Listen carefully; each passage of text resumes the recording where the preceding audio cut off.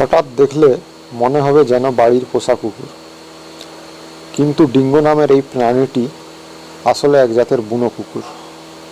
দেখতে শান্তশিষ্ট হলেও স্বভাবে এরা ভীষণ হিংস্র।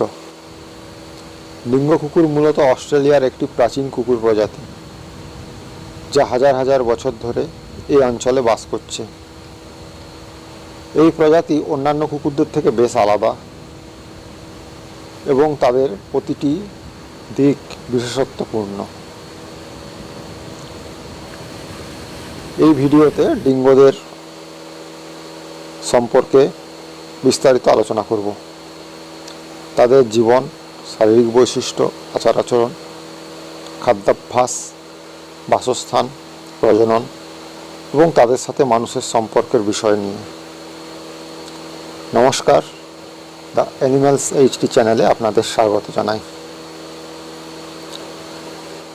ডিঙ্গোদের উৎস। ডিঙ্গোদের উৎস প্রায় 4000 থেকে 5000 বছর আগের, যখন মনে করা হতো যে তারা দক্ষিণ পূর্ব এশিয়া থেকে এসেছে এবং পরে অস্ট্রেলিয়ায় স্থানান্তরিত হয়েছে। ডিঙ্গোদের বৈজ্ঞানিক নাম ক্যানিস লিউপাস ডিঙ্গো।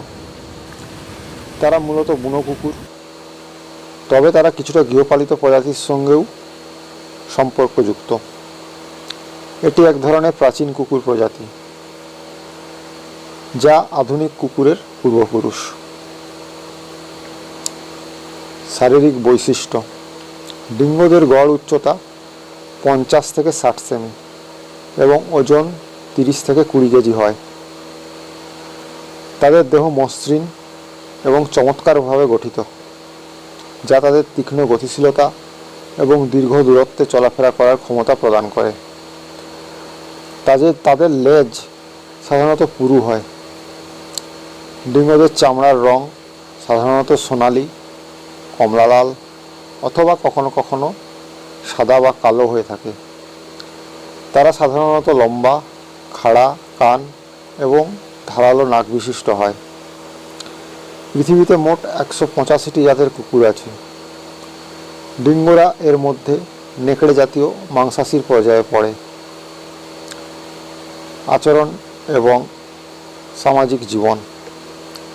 ডিঙ্গোদের আচরণ প্রায় অনেকটা নেকড়ের মতো। তারা সাধারণত একা বা জোড়ায় জোড়ায় চলে, তবে কখনো কখনো তারা ছোট গোষ্ঠীতেও সংগঠিত হয়। তারা খুবই বুদ্ধিমান এবং স্বাধীন প্রকৃতির, যা তাদের আচার আচরণের একটি উল্লেখযোগ্য দিক। ডিঙ্গোরা তাদের এলাকা নিয়ে খুবই সজাগ এবং সতর্ক। তাদের এলাকায় অন্য কোনো প্রাণীর অনুপ্রবেশ তারা কোনোভাবেই সহ্য করে না। তারা গন্ধ এবং শব্দের মাধ্যমে যোগাযোগ করে এবং বিশেষভাবে শিকার করার সময় চুপচাপ থাকে।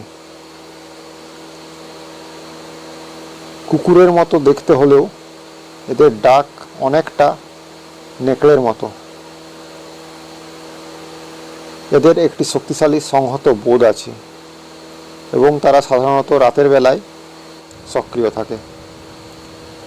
রাতের অন্ধকারে ক্ষুধার্ত ডিঙ্গো শিকারে বের হয়। বন্দুক হাতে থাকা মেষ খামারের পাহারাদারেরও বুকের রক্ত হিম হয়ে যায় সম্মিলিত ডিঙ্গোদের চিৎকার শুনলে। যদিও কখনো কখনো দিনের বেলাতেও তাদের শিকারে বেরোতে দেখা যায়। খাদ্যাভ্যাস। ডিঙ্গোরা সাধারণত মাংসাশী, তবে তারা সুযোগ বুঝে সর্বভুক হয়ে উঠতে পারে। তাদের খাদ্যাভ্যাসে থাকে ছোট স্তন্যপায়ী প্রাণী, যেমন ভেড়া, ক্যাঙ্গারু, খরগোশ, ইঁদুর, টিকটিকি, মারসুপিয়ালা এবং ওয়ালাবি। তারা পাখি, মাছ এবং বিভিন্ন ধরনের পোকামাকড়ও খায়। কখনো কখনো ডিঙ্গোরা মরা প্রাণী খেয়েও থাকে। জঙ্গলে শিকার না পেলে তাদের ফলমূল খেতেও দেখা যায়, তবে রক্তের নেশাই এদের প্রধান। ডিঙ্গোরা চমৎকার শিকারী। তারা শিকারের জন্য একত্রে আক্রমণ করতে পারে এবং একাধিক কৌশল ব্যবহার করে শিকার ধরতে পারে। কিছু ক্ষেত্রে তারা একা শিকার করতে পছন্দ করে, যা তাদের শিকারী দক্ষতার প্রতিফলন। বাসস্থান।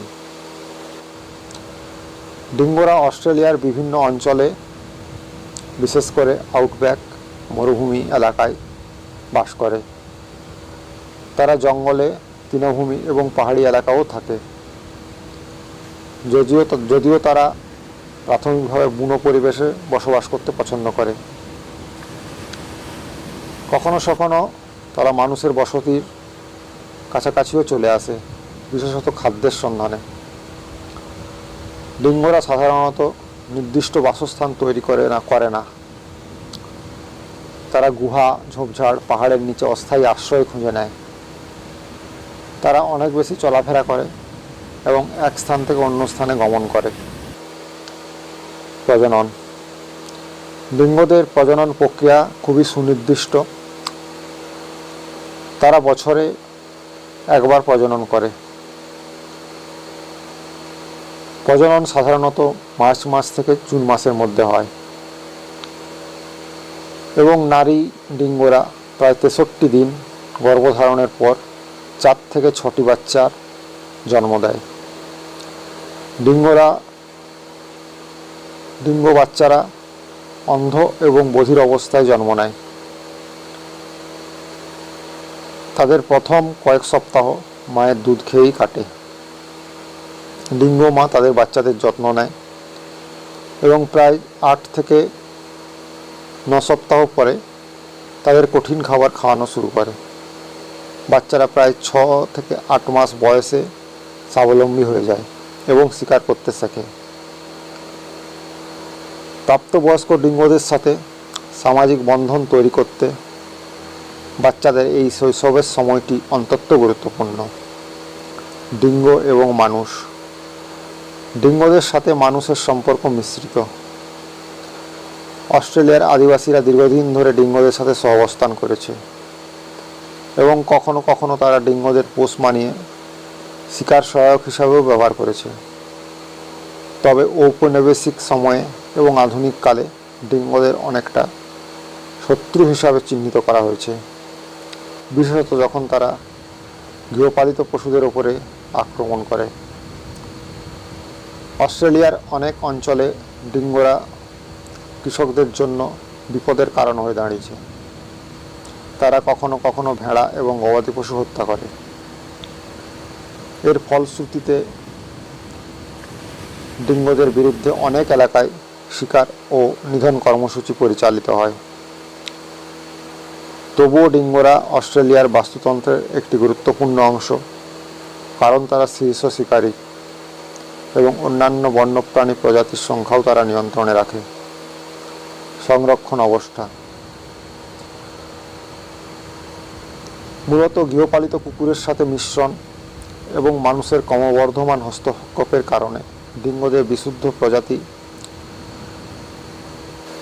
বিপদের মুখে পড়েছে। অস্ট্রেলিয়ার সরকার এবং পরিবেশ সংরক্ষণ সংস্থাগুলি ডিঙ্গোদের রক্ষা করতে বিভিন্ন প্রচেষ্টা চালাচ্ছে। ডিঙ্গোদের সংরক্ষণের জন্য প্রজনন কেন্দ্র, অভয়ারণ্য এবং প্রজননমূলক গবেষণা কর্মসূচি গুরুত্বপূর্ণ ভূমিকা পালন করেছে। ডিঙ্গো কুকুরেরা অস্ট্রেলিয়ার প্রকৃতি এবং বন্যপ্রাণীর একটি অপরিহার্য অংশ। তাদের বুদ্ধি, শারীরিক সক্ষমতা, সামাজিক আচরণ তাদেরকে অন্যান্য কুকুর প্রজাতির থেকে আলাদা করে তোলে। যদিও তারা কিছু ক্ষেত্রে মানুষের জন্য বিপদের কারণ হতে পারে, তবুও ডিঙ্গোদের সংরক্ষণ এবং তাদের প্রাকৃতিক পরিবেশ রক্ষায় প্রয়োজনীয়তা অপরিসীম। ধন্যবাদ।